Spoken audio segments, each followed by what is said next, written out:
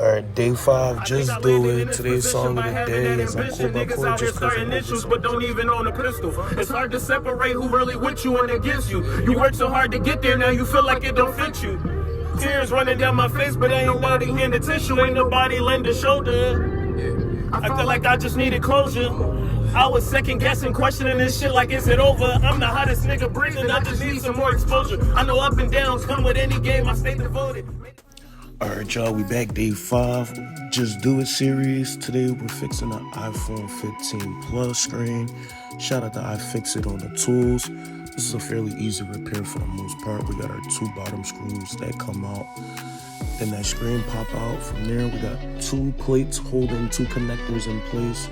Got a proximity connector in place and the screen connector. Take that off. It's another plate holding the proximity sensor to the screen. We gotta remove those 2 screws to take the plate off, then take the proximity off, transfer it to the new screen, and then from there it's just reverse.